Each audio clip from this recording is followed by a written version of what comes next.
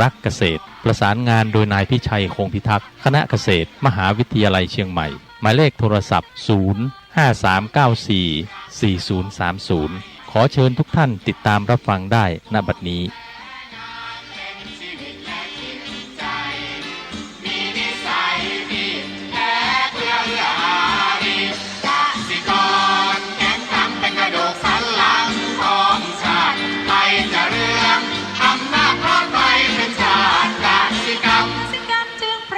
เป็นหลักมัน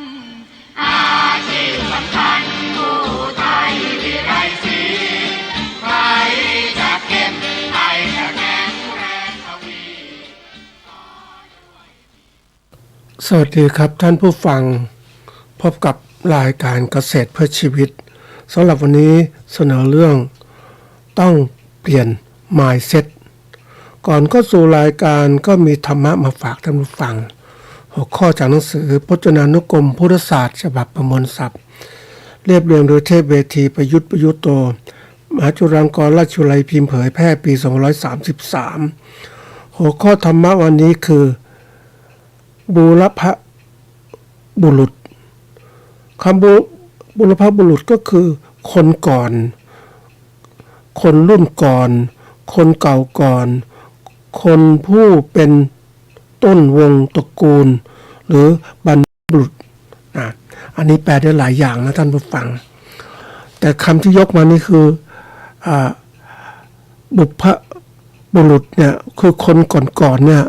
แน่นอนเป็นใครก็แล้วแต่เราก็ต้องรู้ว่า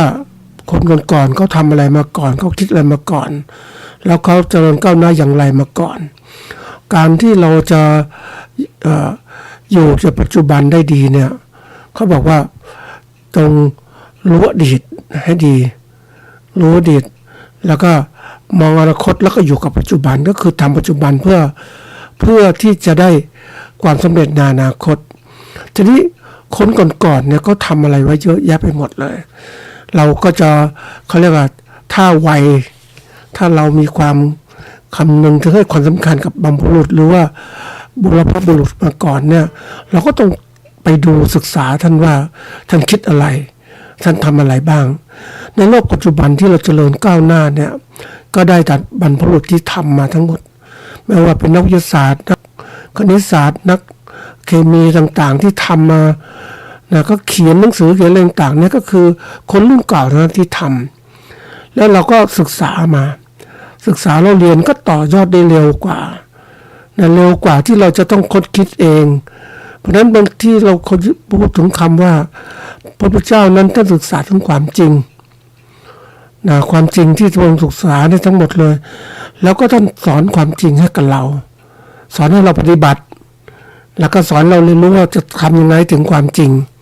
ถ้าเราปฏิบัติตามก็จะพ้นจากทุกข์นะพ้นจากการเวียนว่ายแต่เกิดทำนองเดียวกันก็เหมือนกับพวกนักคนรุ่นต่อมาที่เรียกว่าเป็นนักวิทยาศาสตร์ต่างๆศึกษาค้นคว้าวิจัยมาแล้วเราก็ได้ข้อมูลความรู้มาเพราะนั้นวิธีการที่คนก็บอกว่าคนที่ก้าวหน้าได้เร็วๆนะท่านผู้ฟัง เขาว่าสายบรรพบุรุษทั้งนั้นแหละคือศึกษาต่างๆที่ศึกษาผลงานแล้วเอามาใช้ปรับตัวได้เร็วเพราะฉะนั้นคนที่ล้มเหลวในชีวิตหลายคนเนี่ยอย่างน้อยคนที่ไม่มีการศึกษาไม่รู้จักมองบรรพบุรุษต่างๆแล้วก็คิดว่าตัวเองเรียนรู้หมดแล้วอะไรหมดแล้วฉันตัวเองเก่งอย่างเนี้ยมันก็หลงตัวเองไปจริงๆแล้วความรู้ต่างๆเนี่ยมันเปลี่ยนแปลงเร็วมากจะไปคิดว่าฉันรู้แค่นี้พอแล้วไม่ได้เดี๋ยวนี้ต้องรู้มากแล้วยิ่งปัจจุบันนี้รู้โอ้โหมันความรู้มันเจริญก้าวหน้าเร็วมากเพราะอะไรก็เพราะคนรุ่นเก่าๆเขาทำมาเยอะแล้วคนรุ่นต่อมาก็พยายามศึกษาให้มากขึ้นเพราะก็ต่อยอดจากคนรุ่นเก่านั่นแหละจึงต้องศึกษาไปหาหลักของความรู้ความเป็นจริงที่เกิดขึ้นก็ได้ความรู้มาเป็นเขาเรียกความรู้วิชาการนี่แหละแต่นั่นคือวิชาการทางโลกวิชาการทางธรรมเนี่ยคือพระเจ้าทรงตรัสรู้แล้วเพราะนั้นวิธีการที่เราอยากจะรู้ก้าวหน้าอย่างไรให้ดีเนี่ยก็ต้องศึกษาบรรพบุรุษที่เขียนมาไม่ใช่มองข้ามหรือว่าโอ้ฉันเก่งแล้วฉันไปแล้วฉันไม่ต้องศึกษาแล้วผู้ที่เดินก่อนเราเขาสอนเราหมดแต่ ผู้เดินก่อนเรามีมากมายเราต้องศึกษาโดยเฉพาะพ่อแม่ของเราก็เรียนให้เขารู้แล้วเพราะฉะนั้นเราต้องทำยังไงมันรู้มากขึ้นดีมากขึ้นอย่าหลงผิดไปนะเพราะนั้นวันนี้ยิ่งดูโลกกระแสของโลกมันแรงมากเนี่ยความรู้ต่างมันแรงมากมันก้าวหน้าเร็วมากเลยเนี่ยเพราะฉะนั้นทุกคนต้องให้ความสำคัญกับการศึกษามากขึ้นเรียนรู้คนรุ่นเก่าให้ดีนะแล้วก็เราจะอยู่ปัจจุบันอย่างไรให้มันดีขึ้นนะวันนี้มาพูดถึงเรื่องของสำคัญเรื่องหนึ่งคือต้องเปลี่ยน mindset นะไอ้ mindset มันคืออะไรตรงเนี้ยนะเป็นส่วนสำคัญอย่างไรเพราะว่าส่วนใหญ่เนี่ยนะก็ไม่ใส่ใจเรื่องของก็เรียกว่ากรอบแนวคิดนะคำว่า mindset คือกระบวนการทางความคิดหรือกรอบความคิดที่มีผลต่อพฤติกรรมทัศนคติและการตัดสินใจของบุคคลเป็นพื้นฐานที่สำคัญที่กำหนดวิธีการที่เรามองโลกและก็ตอบสนองต่อสถานการณ์ต่างๆความสำคัญของ mindset เนี่ยอยู่ที่มันเป็นตัวชี้นำและกระตุ้นการแสดงความรู้สึกและทัศนคติในชีวิตเช่นการมี mindset ที่ดีจะช่วยให้มองโลกในแง่บวกมีแรงบันดาลใจความมุ่งมั่นที่จะก้าวผ่านปัญหาและความล้มเหลวได้อย่างมีประสิทธิภาพนะอันนี้เป็นตัวสำคัญคนเราที่มันช้าที่มันทำไรไม่สำเร็จเนี่ยก็การไม่มีกระบวนการคิดนี่แหละนะฝรั่งเรียกว่า mindset เนี่ยแล้วเราก็บางคนมีกระบวนการคิด mindset แล้วไม่พอยังยึด mindset เดิมๆอีก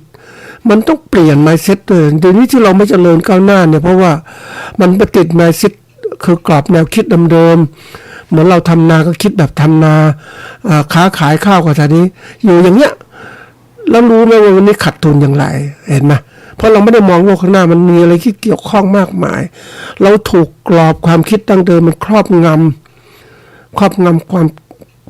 ำให้มีความคิดใหม่ๆเกิดขึ้นเหมือนคนนั่นแหละท่านผู้ฟังเขาเรียกว่ามีหูมีตานะแต่เราถูกครอบด้วยกระป๋องหรืออะไรต่างๆไม่ให้ยินเสียงไม่ให้มองเห็นต่างๆไม่ให้เรียนรู้โลกนะอยู่อย่างเงี้ยอันนั้นคือคนเขาทำเราแต่ถ้าเราเป็นคนฉลาดก็เอาสิ่งที่ควบคุมออกมาเสียใช้หูใช้ตามองโลกมันกว้างขึ้นมาเห็นความจริงต่างๆไปเชื่อคนโน้นนี้มากก็ไม่ได้เราก็ต้องดูว่าโลกมันเป็นยังไงบ้างเพราะบางครั้งคนที่มาบอกเราเขาไม่รู้จริงอ่ะหรือบางทีบอกให้เราหลงทางอย่างเราทำธุรกิจเหมือนกันเนี่ยเขาบอกคุณทำอย่างนี้สิคุณทำอย่างนู้นสิแต่เขาทำในทางที่ถูกก็ไปแล้วคุณก็หลงทางเห็นไหมนี่คือตัวอย่างเพราะฉะนั้นการจัดกระบวนความคิดเนี่ยสำคัญมากนะท่านผู้ฟังมันมีผลต่อพฤติกรรมมากนะเขาบอกการพัฒนากรอบแนวความคิดเนี่ยนะก็โดยเฉพาะของการที่จะทำให้มันเจริญเติบโตขึ้นนะคือกรอบการคิดที่จะเติบโตคือการสร้างความเชื่อว่าความสามารถและทักษะสามารถพัฒนาได้ตลอดเวลาไม่ใช่ข้อจำกัดตายตัวที่วิธีการพัฒนานะมันมีการที่ว่าพัฒนากรอบแนวคิดได้ก็คือการรับรู้และการจัดการกับสิ่งเขาเรียกกับสิ่งต่างๆที่มันสิ่งลบในจิตใจของเราเนี่ยมันบอกว่านี่ทำไม่ได้นะนู้นทำไม่ได้นะอันนี้ทำไม่ได้นะมันลบในใจมันหยุดมันทำให้คนไม่กระตือรือร้นเหมือนในคำว่าพอดีพอดีพอแล้วมันอยู่ไม่ได้ต้องมองให้ออกมันคืออะไร มันไม่พอดีคือมันว่ามันมีคำหนึ่งนะมาฟังนะมันมีคำคือน่าคิดนะตัวอย่างเช่นน่าคิดคำหนึ่งที่บอกว่าชีวิตที่ดีการใช้ชีวิตที่ดีมีความอยู่ดีมีสุขอยู่ดีมีสุขนะคนก็แปลกันได้อยู่ดีมีสุขแค่นี้แต่ถามอยู่ดีมีสุขมันก็ต้องเปลี่ยนไปตามสังคมมันเปลี่ยนสิ่งแวดล้อมใช่ไหมถ้าคุณบอกอยู่ดีมีสุขพอแล้วแค่นี้อยู่แล้วสิ่งแวดล้อมเปลี่ยนแล้วคุณไม่เปลี่ยนแล้วคุณจะทำไง วันนี้สถานการณ์เศรษฐกิจไม่ดีนะท่านผู้ฟังวันก่อนไปเจอคนค้าขายต่างๆเดี๋ยวนี้คนไม่มีเงินซื้อสินค้าท่านผู้ฟังได้จะเดินผ่านพยายามซื้อถูกเพราะว่าอะไรมันไปไม่ได้เศรษฐกิจครับมันไม่ดีมันการค้าขายไม่ดีปุ๊บมันแรงต่างพังไปหมดแหละท่านผู้ฟังดูแล้วสงสารคนที่เข้ามาค้าขายท่านผู้ฟังค้าขายทุกอย่างเลยเพราะว่าค้าขายทำให้คนมีเงินนี่ไปเจอคนหนึ่งท่านผู้ฟังโอ้น่าสงสารนะพูดคำหนึ่งก็เขาบอกว่าเขาลูกก็ต้องกินต้องใช้แล้วเขาต้องขอเงินอีกต่างๆเราไม่พอไม่มีเงินมากพอเราก็ทำงานทุกอย่างแล้วอ่ะขับมอเตอร์ไซค์รับจ้างทำทุกอย่างแล้วแต่เราก็ร่างกายก็สูงวัยแล้วมันก็ไม่ไหวเหมือนกันงั้นผมก็วิธีการที่ผมทำปัจจุบันผมแกะอะไรต่างๆทั้งหมดจากบ้านมาขายแกะรูปแกะพระอะไรต่างๆมาขายหมดเลยเพราะว่ามันอยู่ไม่ได้นี่ความที่บอกโอ้โหที่มันมองดูโอ้มันน่าทำไมมันเกิดภาวะนี้เกิดขึ้นเพราะว่าคนเราเนี่ยมันไม่ได้เตรียมการข้างหน้าเราอยู่กับเราคิดว่าสมมติว่า5-6 ปีที่ผ่านมาก็พอมีพอกินพอใช้ไม่กระตือรือร้นกับเหมือนกับว่าฉันพอแล้วนะแต่พอแล้วของขนาดนั้นเนี่ยมันไม่ได้มันโลกมันเปลี่ยนแล้วอ่ะเดี๋ยวนี้ข้าวของก็แพงขึ้นกว่าเดิมคุณมีเงินเท่าเดิมคุณไม่สามารถจะซื้อของที่รุ่นใหม่ๆได้มันแพงขึ้นเพราะฉะนั้นการที่ต้องคิดเขาเรียกคิดต่างๆพัฒนากรอบแนวคิดต่างๆมันตลอดเวลาไม่ใช่ถูกกรอบแนวคิดเดิมครอบงำแล้วโดยเฉพาะอย่างยิ่งโอ้พอแล้วพอเพียงแล้วมันไม่ได้มันต้องคิดแบบเอาแบบคำจริงคือเตรียมไว้เสมอก็คือหลักธรรมะของพระพุทธเจ้ามรรค8นี่แหละนะสัมมาทิฏฐิที่ถูกต้องตามอะไรตามทุกอย่างขนาดเวลาเปลี่ยนก็ถูกต้องอีกอ่ะก็ปรับตัวตลอดเวลานั่นเองนะจนกระทั่งเข้าถึงความเป็นจริงเนี่ยถ้าถึงความจริงแท้ก็สามารถอยู่รอดได้เพราะนั้นการพัฒนาแนวคิดต่างๆเนี่ยทำไมคนไม่เจริญก้าวหน้าไม่ร่ำรวยก็เพราะว่ากรอบแนวคิดที่มีอยู่แต่สิ่งเดิมที่ก็ครอบงำไว้คนอื่นครอบงำไม่พอตัวเราเองครอบงำตัวเองไม่อยากค้นคว้าไม่อยากมาเจอคนที่เขาไม่พัฒนาก็พูดยากนะท่านผู้ฟังอ่อนใจนะเขาบอกแค่นี้พอแล้วยังไงฉันมีกินฉันมีใช้พอแล้วแล้วถามว่าคุณมีกินมีใช้ขนาดนี้พอแล้วข้างหน้ามันจะมีกินมีใช้พอไหมมันไม่พอเพราะโลกมันเปลี่ยนยิ่งปัจจุบันมันกระทบมากมายทีเดียวคนเราไปมองโลกแคบๆมองเหมือนอยู่ในภาชนะครอบไม่ได้มันต้องยกออกมาจากถ้ำมาดูโลกมันเปลี่ยนเนี่ยตัวนี้มันเปลี่ยนมากนะท่านผู้ฟังมันกระเทือนทั้งโลกเศรษฐกิจมันไม่ดีมันก็ลามมาหมดละยิ่งเราจะบอกเราทำผลิตข้าวดีๆนะมันก็เกิดปัญหาแล้วข้าวขายไม่ดีภาษีขึ้นราคาเขาก็มีอเมริกาเขามีข้าวอย่างเงี้ยเขาขึ้นภาษีเราจะส่งไปข้าวที่ไหนมันคือเราไม่ได้คิดอ่ะเราก็คิดว่าเราผลิตส่งออกอ่ะเดี๋ยวจะเล่าให้ฟังเรื่องนี้แล้วมาถึงแนวคิดความคิดต่างๆเนี่ยวันนี้คนต้องปรับเปลี่ยนตลอดเวลาให้มันทันสมัยแล้วอยู่ๆว่าฉันก็ทำมันก็พูดยากนะท่านผู้ฟังเกษตรกรที่อยู่ในพื้นที่ในทำนาทำไร่อยู่นั้นนะถามว่ารู้อะไรมากขึ้นกว่าเดิมไหม ก็รู้เท่าที่รู้นั่นแหละนะรู้ก็คือถ้าไม่มีสื่อหรืออะไรนำความรู้มาก็รู้เท่าที่รู้เพราะว่าหนังสือก็คงไม่เรียนแล้วทำงานทำเกษตรอย่างเงี้ยปลูกพืชเลี้ยงสัตว์อย่างเงี้ยทีนี้โลกมันเปลี่ยนน่ะใช่ไหมคนอื่นก็ทำเหมือนกันเนี้ยแต่ไม่เรียนรู้โลกมันเปลี่ยนยังไงบ้างเห็นไหมเพราะมันก็เลยว่าเปลี่ยนไม่ทันคนอื่นเขาอะ เหมือนนึกถึงเกษตรกรชาวจีนที่เขาเรียกอะไรผลิตแตงโมมาขายตลาดนั้นปลูกง่ายเนี่ยมันได้รายได้ดีคิดมันไวแต่คนทุกคนก็คิดเหมือนอย่างนี้เหมือนกันก็ผลิตมาเต็มที่แล้วปรากฏว่าขายในตลาดพูดพวกเป็นเท่านี้แต่ว่าแตงโมมีมากมายทีเดียวเลยมันขายไม่ทันเก็บไม่ได้อีกต่างหากมันก็เสียอีกไม่รู้ทำไมก็ทิ้งใช่ไหมก็ขาดทุนนี่คือตัวอย่างไม่มองโลกมันเปลี่ยนน่ะวันนี้พูดถึงความสำคัญของไอ้พวกกรอบแนวคิดต่างๆเนี่ยมันส่วนสำคัญที่เราต้องคิดนะท่านผู้ฟังว่าถ้าเราไม่หัดคิดเนี่ยมันก็กลายเป็นคนที่รู้ไม่ทันโลกอ่ะคนรู้ไม่ทันโลกเนี่ยน่าสงสารนะท่านผู้ฟังเหมือนเราเองอะเราเรียนรู้กับมีดนะแต่พอมีดต่างๆเนี่ยมันมีคมเพราะนั้นการจับการถือการใช้มันต้องมีความระมัดระวัง แต่ที่นี้เราเห็นเด็กเล่นมีดอะลูกคนไม่รู้เล่นมีดอย่างเงี้ยแล้วมันบาดมือเป็นไงบ้างมันไม่รู้จักใช้มันถูกต้องมันก็เลยมันเจ็บนะเห็นคนคือคนเนี่ยถ้าเราไม่สัมผัสนะท่านผู้ฟังเราไม่เคยยากจนเราก็ไม่รู้จักความยากจนแต่เราเคยสัมผัสทุกอย่างเราก็จะรู้โลกมันเป็นอย่างนี้นะโลกของคนไม่รู้มันโดนหลอกอย่างนี้นะมันเจ็บปวดนะท่านผู้ฟังเพราะคนกว่าจะเรียนรู้มันผ่านประสบการณ์ผ่านการลองผิดลองถูกมามันเจ็บปวดเพราะนั้นเมื่อเห็นคนที่ไม่รู้ว่าถูกหลอกลวงก็ทำอย่างเงี้ยมันน่ากลัวนะท่านผู้ฟังมันก็รู้สึกสงสารน่ะไม่รู้ทำไงแต่ว่าการมาพูดนี่มันเหมือนกับว่าไม่ใช่มาซ้ำเติมเพียงแต่ว่ามาบอกให้ท่านเตรียมตัวทุกเรื่องอย่าช้าอย่าไปเฉื่อยช้า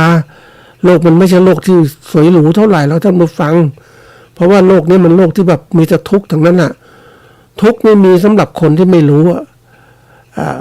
ทุกข์มากมีทั้งคนไม่รู้มากไม่รู้เต็มไปด้วยวิชาความไม่รู้มากมายทีเดียวเลยแล้วก็ไม่ปฏิบัติ ก็หลงกับความไม่รู้นั่นแหละติดกับอย่างเนี้ยแล้วก็ทุกข์อยู่นั่นน่ะทุกข์เกิดขึ้นมาก็จะหาทางออกมันออกไม่ทันน่ะอย่างนึกถึงภาพที่แผ่นดินมันไหวนะท่านผู้ฟังแผ่นดินไหวเนี่ยเราถ้ามันไหวมากๆนะปกติไหวปุ๊บถ้าเราไม่รู้สึกก็หาที่กำบังซะก่อนอยู่ในพื้นที่นะแล้วนี้ต้องถ้าออกได้ออกตึกอาคารต่างๆเราไม่รู้จะล้มหรือเปล่าออกมาได้ออกอยู่กลางแจ้งต่างๆทีนี้เห็นคนวิ่งต่างคนต่างวิ่งด้วยความกลัวจากอะไรกลัวตายวิ่งสวดมนต์อะไรต่างๆขอนู่นขอนี่ช่วยร้องโวยวายต่างๆนี่คือตัวอย่างมันเหมือนว่าคนหนีตายท่านผู้ฟังคำนองในการคนที่ถูกถ้าเกิดสงครามหรือการต่อสู้มันก็เป็นอย่างนี้เหมือนกันยิ่งอาวุธปืนต่างๆที่จะฆ่ากันสงครามต่างๆที่เรามีอยู่เนี่ยนั่นก็เป็นตัวเตือนให้เราเห็นว่ามันโหดร้ายขนาดไหนมันฆ่ากันขนาดไหนคนที่ดีเท่านั้นถึงจะชนะอาวุธดีกลยุทธ์ดีทหารเก่งนี่เพราะนั้นวันนี้โลกธุรกิจต่างๆมันต้องไปเก่งเรากำลังทำธุรกิจนะท่านผู้ฟังไม่ใช่เราจะเป็นนักบุญนะ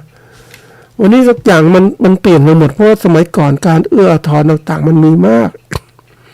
คนมันมีศาสนามีการเกื้อกูลแต่ยุคใหม่ๆเนี่ย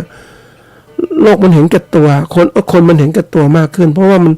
ห่างจากธรรมะเพราะนั้นคนทุกคนก็มีกินมีใช้ตัวเองก็เก็บไว้พยายามที่เอาตัวเองให้รอดคนอื่นจะเรื่องคนอื่น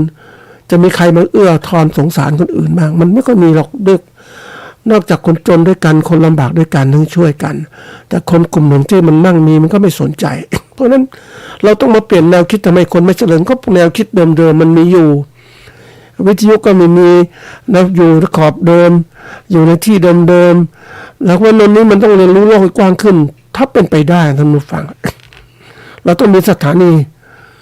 ให้ความรู้ทางอะไรการวงชีวิตอยู่การ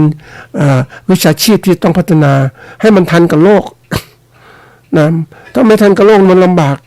เพราะนั้นวันนี้ต้องรู้จักนะเพราะฉะนั้นกรอบแนวคิดเนี่ยหรือทัศนคติที่ฝังลึกในจิตใจซึ่งเกิดจากประสบการณ์ความเชื่อของแต่ละบุคคลการมี mindset เนี่ยต่างกันทำให้คนมองและคนตอบสนองโลกต่างกันไป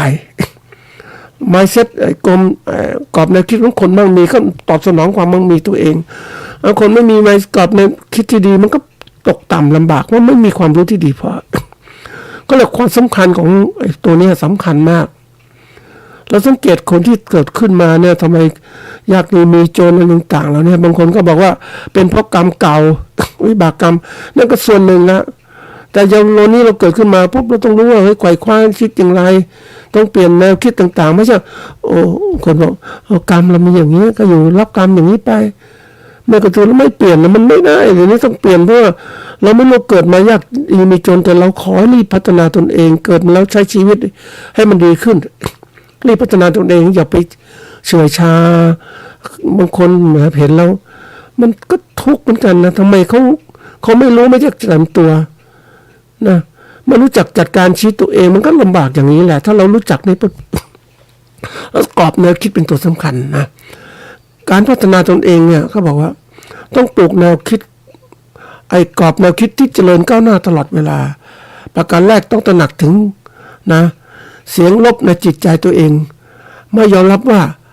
จิตตกนะอย่างเราจิตตกต่างๆเรานี้ต้องมีความคนที่เขาก้าวหน้าเขาจะไม่ยอมให้จิตมันตกเขาจะพัฒนาตัวเองจิตคือผู้คิดผู้นึกให้มันดีขึ้นตลอดเวลานะแล้วก็ปรับตัวตลอดเวลาด้วยอะไรที่ไม่ดีก็เลิกเสีย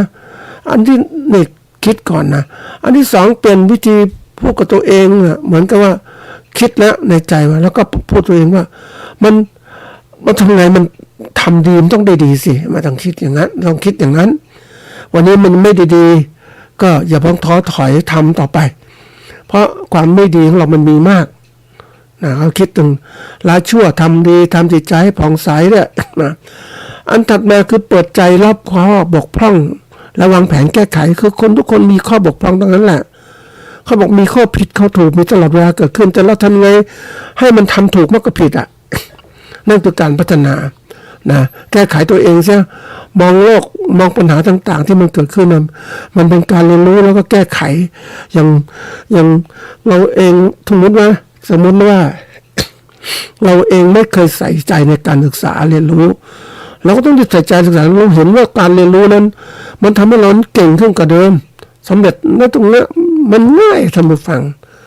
คนที่มีความรู้มันทำอะไรมันง่ายไปหมดอะความรู้ประสบการณ์นะแต่คนไม่รู้เนี่ยมันท้าเหนื่อยแสนเหนื่อยนะเหมือน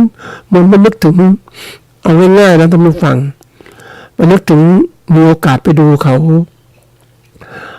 เกษตรกรปลูกแมคคาเดเมียนะปลูกแมคคาเดเมียเนี่ยก็มันเป็นเขาเรียก King of Nut ประเภทผลไม้ที่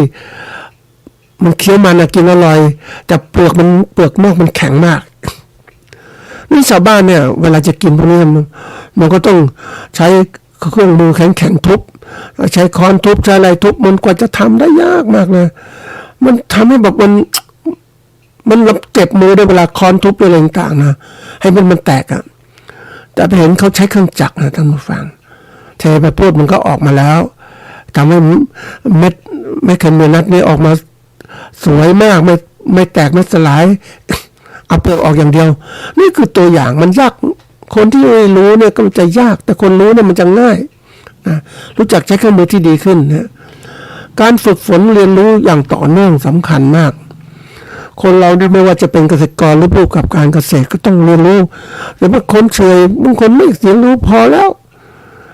เราก็อยู่มา10 กว่าปี20 กว่าปีก็ทำเกษตรแบบนี้มันไม่ได้มันโบราณนะท่านผู้ฟังวิธีการถ้ารู้โอ้โหนี่ทำแบบนี้เหรอมันเจริญก้าวหน้าอย่างไรมันช้าใช่ไหมเหมือนนึกถึง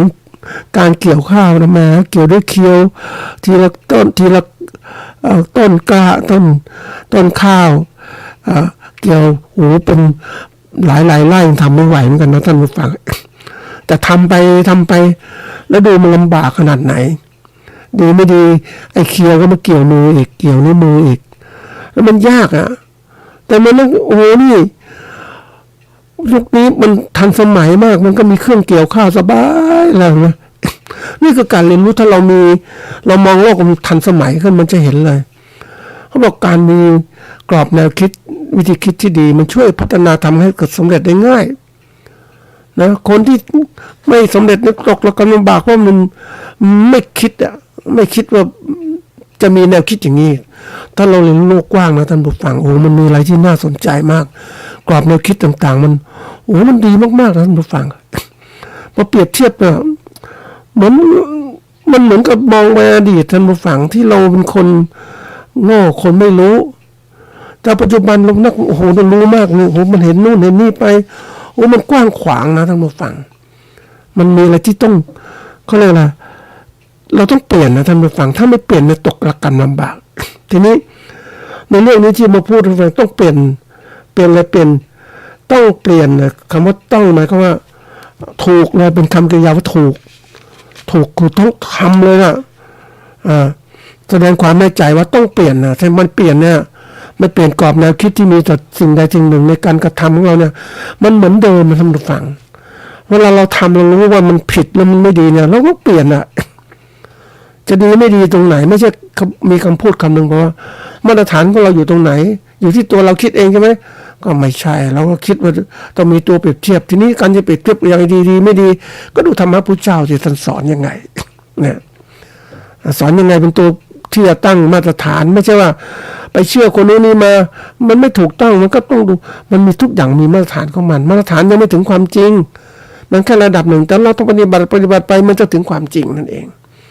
นี่คือสิ่งสำคัญที่อยากจะมาบอกว่าเราเองต้องรู้จักการเปลี่ยนจากสิ่งที่ไม่ดีให้เป็นดีเรารู้ได้เองเนี่ยเราก็มีตัวเปรียบเทียบคือคำสอนพระเจ้านั่นแหละนะทีนี้มาดูว่าต้องเปลี่ยนเพราะอะไรเพราะต้องเปลี่ยนเพื่อความสำเร็จในการประกอบการอย่างที่ยกตัวอย่างมาทั้งหมดเนี่ยก็เห็นความสำคัญว่าถ้าคนมีไมล์กรอบแนวคิดเดิมๆก็จะเหมือนเดิมถ้าคนมีแนวคิดใหม่ๆมันจะใหม่ขึ้นมันจะสำเร็จมากขึ้นนี่คือตัวอย่างความสำคัญของข้อนี้ก็อยากจะมาบอกท่านผู้ฟังว่าต้องใส่ใจ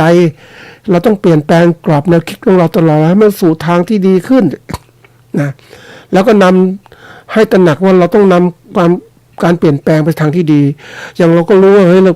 เรามีความรู้น้อยอ่ะอันที่หนึ่งต้องดูตัวเองนะเราจะไปคิดว่าเราดีเราเด่นเราแค่นี้เราพอแล้วไม่ใช่เราคิดเราดีแค่มันดีจริงหรือเปล่าล่ะก็คิดประเมินตัวเองดูดีเราเด่นเราเก่งเราก็ดูว่าเรามีกำไรหรือยังการประกอบการถ้าการประกอบการเรายังไม่มีกำไรนี่อย่าบอกว่าเราดีเราเด่นนะ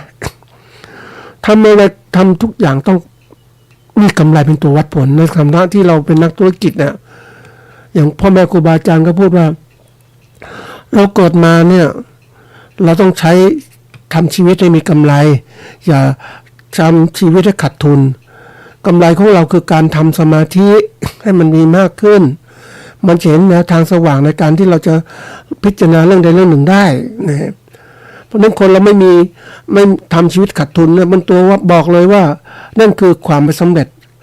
นะไม่สำเร็จในจิตใจในการคิดการกระทำมันเหตุแสดงมาแล้วเนี่ยเพราะนั้นเราทำดูแล้วเนี่ยปีนี้เราไม่มีกำไรแสดงว่าเราทำผิดพลาดเราก็ต้องประเมินแก้ไขตัวเองประเมินหาดูกรอบความคิดของเราที่มันมีอยู่เนี่ยมันคิดดีไหมทำไมเซ็ตมันดีกรอบในคิดมันดีปุ๊บก็วางเอาว่าเป็นแผนที่ทางความคิดเลยกับ mind map ที่วางเนี่ยอันนี้สำคัญมากเลยนะทีนี้อยากจะยกตัวอย่างอันนี้ก็สำคัญแล้วนะท่านผู้ฟังมาดูตัวอย่างของจริงนะที่อยากจะยกตัวอย่างว่าทำไมคนถึงเขาเรียกว่าไม่มีการเปลี่ยนแปลงแนวคิดแล้วก็ประสบปัญหาแล้วก็เกิดว่าเราจะทำยังไงให้มันดีขึ้น นี่เราก็ต้องเปลี่ยนแปลงที่บอกว่าย้ำนิดนึงว่ากรอบแนวคิดของเราที่มีต่อสิ่งหนึ่งมันต้องเปลี่ยนแปลงเพราะทุกอย่างมันยังไม่ถึงจุดแห่งความจริงเราจะไปติดกับ mindset ที่มันมีเดิมๆอยู่แล้วว่าอันนี้ฉันคิดว่าดีที่สุดแล้วแต่เราไม่ได้เป็นพระเจ้าเนี่ยถ้าเราพระเจ้าตรัสรู้ความจริงก็หยุดได้ไหมแต่นี่มันยังไม่ใช่เราค่อยเป็นปุถุชนเองก็ต้องรีบปฏิบัติเราเคยคิดแนวทางปฏิบัติอย่างนี้ถูกต้องแต่ยังไม่ถึงความจริงแล้วทำต่อไปอีกเปลี่ยนไปหาช่องทางเหมือนคนที่นึกถึงที่ครูบาอาจารย์ท่านเล่าถึงนกกระจาบที่ถูกขังอะไรต่างๆก็จะหาทางออกจากกรงซอกซอนนู้นซอกซอนนี้ไปเรื่อยๆแล้ววันหนึ่งก็เจอช่องว่างเหมือนกันนะท่านผู้ฟังเราต้องพยายามหยุดอย่างนั้นคนที่ไม่สำเร็จเพราะติดแนวคิดเดิมๆอยู่นะอันนี้แนวคิดเดิมๆก็วางเดิมๆอยู่ไม่คิดใหม่เลยคือไม่คิดใหม่ไม่ทำใหม่ก็อยู่อย่างนั้นแหละนะท่านผู้ฟังมันไอ้ตัวนี้ต้องวางกรอบแนวคิดที่สร้างความเจริญก้าวหน้ากับตัวเองเราต้องคิดพัฒนาตนเองอย่าหยุดนิ่งนะท่านผู้ฟังเพราะว่าตราบใดก็ตามถ้าเราหยุดนิ่งเมื่อไหร่นะเราก็จะตกระกำลำบากหลายคนที่เป็นเขาเรียกอะไรนะตกระกำลำบากกับการคิดการอ่านของตนเองแล้วก็ไม่ไขว่คว้าไม่เคยคิดในการที่จะหาอะไรต่างๆมาเปลี่ยนแปลงความคิดตัวเองมันก็เลยกลายติดกับอยู่นั่นแหละอยู่นิ่งเฉยไปไม่ได้ท่านผู้ฟังบางทีเราต้องหาทางออกให้เป็นในการมองแต่ละครั้งการกระทำเนี่ยมันจะบอกถึงว่าเราเองเนี่ยมีความมุ่งมั่นในการกระทำจริงไหมเราต้องพยายามหาตรงนี้ให้ได้ท่านผู้ฟังเพราะถ้าเราช้าเกินไปเนี่ยมันก็ทำให้เราติดกับแล้วก็ช้าในการพัฒนาตนเองนะนี่มาดูตัวอย่างที่อยากจะเล่าให้ท่านผู้ฟังฟังนะก็เป็นเรื่องจริงที่เกิดขึ้นว่าที่เรื่องข้าวเปลือกเนี่ย ข้าวเปลือกที่เราปลูกกันมากในประเทศไทยรัฐบาลก็พยายามจะให้เกษตรกรมีมากๆในปลูกข้าวเยอะๆนะปลูกข้าวเยอะก็จะไปช่วยเราไหม เขาเรียกว่ามันเป็นเกมพอรัฐบาลไม่รู้จะแก้ปัญหาเศรษฐกิจอย่างไรและการพัฒนาเศรษฐกิจที่ก้าวหน้าเพราะว่าไม่เหมือนกับอย่างกรณีตัวอย่างญี่ปุ่นนะเขาเป็นเกาะเขาทำเกษตรมากก็ไม่ได้แต่เขาการเกษตรทำปลูกข้าวพอให้กินให้อยู่แล้วก็มันคงแต่เขาจะทำไงใช้เวลาชีวิตของเขาเนี่ยประชาชนที่ได้ทำอะไรที่มีคุณค่ามากที่สุดคือการผลิตสินค้าอุตสาหกรรมออกสู่ตลาดโลกนะสมัยก่อนเนี่ยการที่จะพัฒนาตัวเนี้ยก็หลังจากสงครามต่างๆเนี่ยก็เห็นว่าทำไงก็สินค้าอิเล็กทรอนิกส์เนี่ยสินค้าพวกรถยนต์อะไรต่างๆที่คนใช้เยอะๆเนี่ยเขาก็ไปก๊อปมาอะไรต่างๆแล้วเนี่ยแล้วก็พัฒนามันดีขึ้นจนต้องครอบครองตลาดในการค้าขายเขาก็ได้รายได้มากขึ้นสินค้าอุตสาหกรรมมีมากรายได้ของประเทศก็มากเปรียบเทียบกับเรานะท่านผู้ฟังที่เรารายได้มากๆตอนหลังๆสินค้าอุตสาหกรรมตรงนั้นแหละสินค้าเกษตรกรรมขายได้เท่าไหร่นะเพราะรัฐบาลญี่ปุ่นเขาคิดมากเขาพยายามพัฒนาแล้วคนเขาต้องคิดหารายได้มากที่สุดเพราะต้องใช้ต้องจ่ายมันเป็นการสร้างความกดดันให้กับประชาชนของประเทศต้องมีการพัฒนาถ้าคนอยู่ไม่ได้เนี่ยมันทำไมคนเขาขยันรู้ไหมท่านผู้ฟังเหตุที่ขยันพวกรายจ่ายเขามีมากเพราะต้องหารายได้ต้องทำขยันขันแข็งในการสู้งานต่างๆโอ้ทำงานเอาจริงจังเวลานัดหมายต่างๆตรงแล้วทำงานระเบียบวินัยเคร่งครัดมากเพราะว่าทุกสิ่งทุกอย่างนั้นคือเงินการที่ถูกพัฒนาประเทศสู่ความเจริญก้าวหน้านี่ก็สิ่งที่มันเกิดขึ้นมันฝังในจิตแต่เราอยู่ในระบบสบายๆอย่างข้าวชาวนาไทยก็ผลิตมาถ้ามันล้มแล้วน้ำท่วมบางทีรัฐบาลบางชุดก็ชดเชยให้ประกันราคาบ้างอะไรบ้างก็ทำให้เราติดกับอยู่กับการปลูกข้าวทั้งที่ข้าวเราขายจริงๆต้องขายมากราคามากกว่านี้แต่ทีนี้ข้าวมันก็ตัดราคากันเพราะว่าคนปลูกข้าวมากก็ขายแข่งเป็นโอกาสดีที่ผลิตข้าวมากๆพอค้าลงสีก็ได้กำไรมากแล้วก็กดราคาต่างๆแล้วต้องไปขายแข่งกับต่างประเทศที่นี้อย่างที่บอกเดี๋ยวนี้ความรู้ทางวิชาการต่างๆมันไม่ใช่อยู่แค่นี้เดี๋ยวนี้ก็พัฒนาไปไกลและคนพัฒนาไปไกลคือคนที่กลุ่มของประเทศที่ฉลาดคนคิดกับหาความรู้ยังไงบ้างนี่คือตอนสมัยหนึ่งที่บอกว่าเขามีเรื่องเล่าแล้วเล่นว่าโอ้บินผ่านประเทศไทยประเทศไทยปลูกหญ้าอะไรเงี้ยแต่ไม่หมดเขียวไปหมดเลย อย่างเงี้ยแต่ที่ไหนได้มาลงนี่มันข้าวเนี่ยให้ข้าวอย่างนี้นะครับคนคิดข้าวคือตระกูลเดียวกับหญ้ามันเป็นตระกูลเดียวมันก็ให้เมล็ดข้าวเมล็ดตรงนี้หญ้ามันก็เมล็ดเหมือนกันเล็กๆพอขยายพันธุ์นี่ก็เริ่มมีการวิจัยต่างๆมากขึ้นขณะเดียวกันอย่างที่คนมาศึกษาวิจัยข้าวเนี่ยเขาเอาความรู้เต็มไปหมดเลยเขาก็ได้พันธุ์ข้าวได้อะไรไปและกลายเป็นประเทศที่ผลิตข้าวได้มาแข่งกับประเทศไทยอย่างอเมริกาอย่างเงี้ยตัวอย่างที่ก็ได้ความรู้ไปเราเองก็มีกรมการข้าวมีพัฒนาต่างๆว่าแต่ที่ข้าวผลิตมามากแล้วมันคือบริหารจัดการไม่เป็นเพราะฉะนั้นมันต้องครบวงจรเราต้องมีการตลาดที่ดีด้วยการค้าขายที่เก่งด้วยต้องสู้ตลาดแต่นี้ประเทศทั่วโลกก็ผลิตข้าวกันมากเพราะกลัวอดอยากจากประเทศฟิลิปปินส์อินโดนีเซียบังกลาเทศอินเดียต่างๆก็มีข้าวตรงนั้นแหละและทีนี้ว่าการที่เขาเร่งผลิตข้าวเพราะว่าข้าวคืออาหารสำคัญของเขาแต่ประเทศอื่นอย่างยุโรปเขาผลิตข้าวสาลีอันนั้นก็เป็นกูหนึ่งเหมือนกันทีนี้ถามว่าเราผลิตข้าวเนี่ยทีนี้เรามีกระบวนการที่จะเก็บตลาดพวกนี้อย่างไรบ้างต่อสู้ตลาดอย่างไรพวกนี้ก็ขายสินค้าข้าวด้วยราคาที่แข่งกันทุกคนเป็นข้าวว่าขายแข่งก็ผู้ซื้อก็ได้ผู้ซื้อเป็นมีจำนวนน้อยใช่ไหมผู้ขายจำนวนมากสินค้าก็ต้องถูกกดราคาถูกกดราคาแล้วถามว่าอะไรเกิดขึ้นราคาข้าวก็ต่ำใช่ไหมเพราะฉะนั้นวิธีการชาวนาจะได้กำไรก็ต้องพัฒนาอะไรวิธีการผลิตใช้ต้นทุนการผลิตที่ถูกที่สุดนะแล้วก็ผลผลิตต่อไร่ให้มากที่สุดพันธุ์ข้าวต้องดี ระบบสิ่งแวดล้อมต้องดีจัดการต่างๆทีนี้โลกมันเปลี่ยนนะท่านผู้ฟังเราปรับตัวไม่ทันแล้วชาวนาไทยก็ยังคิดอยู่ว่าฉันผลิตข้าวบอกว่าคำพูดคำหนึ่งจะบอกเกษตรกรคือกระดูกสันหลังของชาติ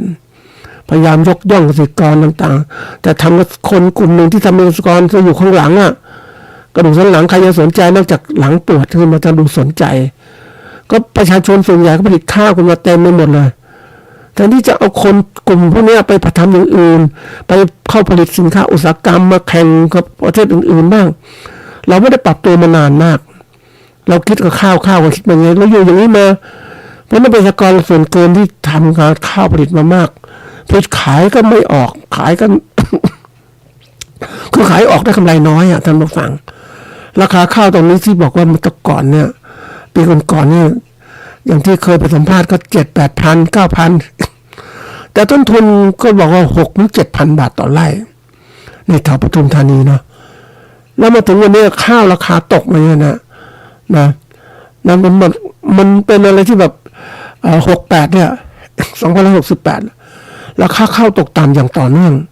ราคาข้าวเปลือกที่ความชื้น 15% ในจังหวัดอยุธยาประมาณ 6,300 ถึง 6,700 บาทต่อตันลดลงจากช่วงก่อนข้าวหอมมะลินะไม่มีผลผลิตจำหน่ายในช่วงขณะนี้ส่วนราคาเกี่ยวสดที่ความชื้น 30-50% อยู่ที่ 3,500 ถึง 3,600 บาทต่อตันซึ่งราคาข้าวต่ำสุดในรอบ20 ปีนะอันนี้ปี68นี่นะส่งผลให้ชาวนาดิ้นรนกับต้นทุนการผลิตที่สูงขึ้นแล้วก็น้ำท่วมในบางพื้นที่เช่นภาคกลางที่น้ำที่ระบายลงมาเนี่ยทำให้ชาวนาเร่งการเก็บเกี่ยวแบบหนีน้ำทำให้ข้าวมีความชื้นสูงแล้วก็ถูกกดราคาอย่างหนักทางนี้รัฐบาลได้ตั้งค่าชดเชยช่วยเหลือชาวนาไร่ละ 1,000 บาทไม่เกิน10 ไร่10 ไร่ก็หมื่นนะเพื่อบรรเทาความเดือดร้อนนะร่วมวงเงินประมาณก็บอกรัฐบาลก็ตั้งเงิน 45,000 บาทนะโดยเน้นการช่วยเหลือชาวนาปีและก็ชาวนาปลังนะอันนี้ก็ข้อมูลจากกรุงเทพธุรกิจนะทีนี้ถามว่าตรงเนี้ยรัฐบาลก็ช่วยอย่างเนี้ยนะทำไมถ้าทำอย่างนี้ทุกปีคือข้าวมันก็เป็นอย่างนี้แต่คนก็ยังมีผลิตข้าวได้มากยิ่งเป็นข้าวดีๆผลิตได้มากทำไมไม่เปลี่ยนไปเปลี่ยนเป็นปลูกพืชอย่างอื่นบ้างนี่นี่ตัวอย่างเนี่ยกับกรอบแนวคิดก่อนไม่คิดชาวนาก็คิดมันเหมือนเดิมมันทำงานเหมือนเดิมมันปีนี้ไม่ดีที่ปีหน้าก็ดีแค่คิดจะปลูกข้าวต่อยอะเพราะชำนาญในการปลูกข้าวแต่ถ้าเราเปลี่ยนเป็นคิดทำอื่นได้ไหมทำให้ผลชิ้นอื่นได้ไหมมันต้องคิดอย่างนี้เหมือนกับสมัยก่อนมาเจอชาวนาที่ปลูกข้าวหอมมะลิปลูกข้าวหอมมะลิก็รายได้ดีนะท่านผู้ฟังแต่มันดีเฉพาะช่วงเวลาที่ปลูกเท่านั้นน่ะแล้วถามว่ามันได้ไม่มากมันต้องดูแลมากเป็นพิเศษเขาก็เลยมาเปลี่ยนปลูกมะม่วงน้ำดอกไม้ถวายนะได้ผลผลิตมาขายคือเป็นการทำอาชีพอื่นแทรกเข้าไปเปลี่ยนจากพื้นที่นาสักครึ่งนึงเลยทำเป็นพืชอื่นมันเป็นการลดจำนวนข้าวในตลาดใช่ไหมแต่รัฐบาลไม่ยอมพูดเรื่องนี้หรอกเพราะอะไรแล้วมันก็เกิดปัญหาขึ้นว่าถ้าคนลูกปลูกข้าวเนี่ยนะคือข้าวน้อยลงเนี่ยคนกลุ่มหนึ่งก็จะเดือดร้อนอาหารการกินใช่ไหมเพราะว่าคนปลูกชาวนาน้อยลงเนี่ยก็แน่นอนคนที่จะกินข้าวชาวนาก็ต้องบริโภคข้าวราคาแพงคือคิดแบบง่ายๆท่านผู้ฟังเราคิดของชาวนาญี่ปุ่นนะเขาไม่มากท่านผู้ฟังจริงๆเขาไม่อยากทำนาหรอกปรากฏว่ารัฐบาลญี่ปุ่นกลัวอาหารการกินข้าวมันแพงนะเพราะค่าแรงคือคนก็คิดคนหนึ่งคนก็มีโอกาสคิดทางเลือกในชีวิตของเขาคุณจะเป็นชาวนาคุณก็มีรายได้ตัวเนี้ยแต่คุณไปทำงานอุตสาหกรรมอื่นๆที่รายได้มันดีกว่าชาวนาอีกเขาก็ไปสิเพราะฉะนั้นไม่มีใครทำนารัฐบาลก็เลยต้องคือข้าวมันแพงอยู่แล้วนะแล้วก็พอปล่อยให้เป็นอย่างนี้เนี่ยคือข้าวจากต่างถิ่นก็เข้าไปในประเทศเขานะวันนี้ก็จะมีการสนับสนุนก็พยายามที่จะช่วยให้มีเกษตรกรทำนาข้าวในประเทศญี่ปุ่นมากขึ้นเพราะว่าถ้าอย่างเนี้ยความมั่นคงทางอาหารไม่มี มันก็เดือดร้อนใช่ไหมประชาชนเดือดร้อนประเทศไทยในรัฐบาลก็ฉลาดนะก็ทำไงก็สร้างความมั่นคงอาหารมากขึ้นเลยสนับสนุนให้เกษตรกรทำนาทำนู่นทำนี่ทำทุกอย่างเลยก็ถามว่าให้เกษตรกรเนี่ยก็คือเป็นผู้ผลิตอาหารเนี่ยความมั่นคงของประเทศแต่เกษตรกรได้กำไรจากการทำอย่างนี้ไหมกำไรน้อยนิดเดียวก็รัฐบาลบอกทำนู่นทำนี่เพื่อการคือคนกลุ่มที่เป็นผู้นำไม่ใช่ผู้นำคนร่ำรวยอ่ะแต่ชนชั้นกลางคนชั้นสูงเนี่ยได้บริโภคข้าวราคาที่ถูกไม่เดือดร้อนสมมติเราอยากจะขึ้นราคาข้าวเนี่ยอันเดียวก็มีกฎหมายอีกใช่ไหมความเขาเรียกคุ้มครองสินค้าต่างๆนะมันเป็นเรื่องที่แบบก็ต้องคิดให้มากนะวันนี้ถ้าพูดถึงคนที่ทำนาเนี่ยต้องคิดหนักทีเดียวว่าให้คุณจะทำนาต่อไปไหมเนี่ยบางทีไปทำพืชอื่นได้ไหมหาตลาดพืชอื่นเพราะเราต้องเปลี่ยนนะถ้าเราไม่อยู่ไม่ได้ท่านผู้ฟัง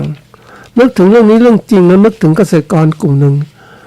ที่เขาทำกำแพงเพชรท่านผู้ฟังได้มีโอกาสคุยกับเขาก็ทำนาช่วงหนึ่งในปีละครั้งหลังจากนั้นเขาไปขายแรงงานไปทำงานในกรุงเทพไปนู่นนี่ไปเนี่ยทีนี้มันก็ได้รายได้ดีขึ้นกับทำนาอยู่ได้ยิ่งที่นี้แต่ก็มีบางคนที่เปลี่ยนให้ไม่ได้ไว้ปลูกพืชอื่นเนี่ยปลูกกล้วยปลูกอะไรต่างๆเหล่านี้เพราะคุณต้องทำให้มันดีคุณต้องมีรายได้มากขึ้นแล้วคุณอยู่ไม่ได้อย่างนี้คือเขาการเปลี่ยนนะท่านผู้ฟังวันนี้ถ้าพูดอย่างนี้เนี่ยเกษตรกรของเราก็เริ่มเปลี่ยนแล้วนะ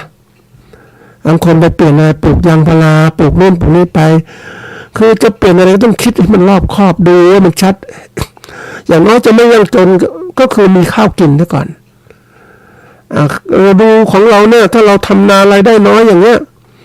แล้วหวังการช่วยเหลือจากรัฐได้รับบาทเนี่ยมันหลอกมันเหมือนกับล่อใจของเราให้เราทำแต่ถามความเสี่ยงกับกำไรเนี่ยวันนี้ข้าวของเราท่านผู้ฟังต้นทุนมันสูงนะต้นทุนมันสูงเนี่ยอย่างสมมติเราเกวียนมันขาย 6,300 ถึง 6,500 เนี่ยนี่คือราคากลางที่เขาพูดคร่าวๆแต่ว่าเวลาซื้อจริงๆลงสีกดราคาอีกมันไม่ได้อย่างนั้นหรอกเพราะนั้นเราคำนวณดูเฮ้ยถ้าเราทำเนี่ยแล้วอยู่ต่อไปทำอย่างนี้เนี่ยมันได้กำไรไหมล่ะถ้ามันได้กำไรก็ทำต่อถ้าไม่ได้กำไรก็ไปพิจารณาเฮ้ยจะปรับปรุงธุรกิจของเราอย่างไรปรับปรุงต้นทุนลดต้นทุนอย่างไรบ้างให้มันดีขึ้นหรือลดจำนวนปลูกข้าวลงไปทำแบบนี้ไม่ต้องเยอะเอาเวลาไปปลูกอย่างอื่นหรือเอาเวลาไปทำงานอย่างอื่นไว้ดีไหมเนี่ยอันนี้ตัวอย่างนะท่านผู้ฟังคือการคิดเนี่ยมันเหมือนกับว่าเราต้องมีทางเลือกอย่างบางทีเรานั่งคิดก่อนนะเราก็เป็นชาวนาเนี่ยอยู่จากชาวนาถูกเขากดราคาทุกอย่างชอกช้ำนะแต่เมื่อเราเห็นโลกกว้างขึ้นเราเลือกเราไปทำนาแล้วก็ออกมาทำอื่นดีกว่าไหมเราคิดถึงชั่วโมงต่อชั่วโมงของชีวิตของเราปีนึงสมมติเราทำงานได้เราทำงานได้ปีนึงกำไรสัก100,000อย่างเงี้ยสมมตินะ100,000 บาทต่อปีเหนื่อยก็เหนื่อยนะแต่เราทำงานอื่นเนี่ยนะมันมากกว่ารายได้มากกว่านี้อีกอะใช่ไหมเราคิดญี่ปุ่นมันก็คิดอย่างนี้เหมือนกันคนแรกๆเขาคิดนะอยู่ให้ได้ก่อนพอเลี้ยงปากเลี้ยงท้องแล้วจะทำอะไรที่ดีขึ้นกว่าเดิมแต่ถ้าเราไม่คิดแบบอยู่เนี้ยอยู่กับทำนาอยู่เนี้ยแล้วถูกกดราคาเงี้ยดูไปเจอไปที่เมืองหนึ่งนะท่านผู้ฟังไม่ใช่ญี่ปุ่นนะท่านผู้ฟังมาถึงประเทศไทยนะอำเภอหนึ่งโอ้ลงสีใหญ่โตมโหฬารเลย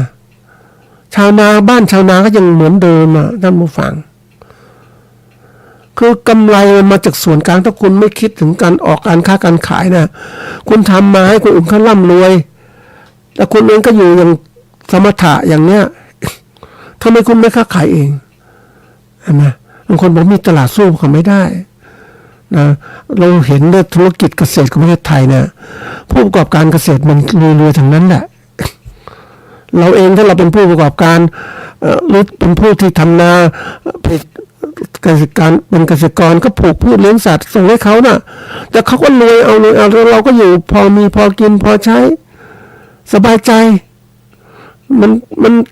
คือคิดสั้นๆมันคิดได้อย่างนี้นะมันฟังแต่ถ้าเราคิดหวังจะสร้างความคิดให้เติบโตเราต้องมีความคิดของตัวเองมองทั้งทางอักตลอดเวลาอย่าหยุดนิ่งอย่างตอนที่เราได้พูดถึงคนคนหนึ่งจากจบมาก็จบก่อสร้างก็มาทำงานเป็นลูกน้องก่อสร้างทำงานนู่นใหญ่โตจนเป็นโฟร์แมนเป็นคุมงานมันก็ไม่มันรายได้ก็ใช้ไปก็หมดไปมันก็มีก็ออกมาทำมาแล้วมาก่อสร้างเอง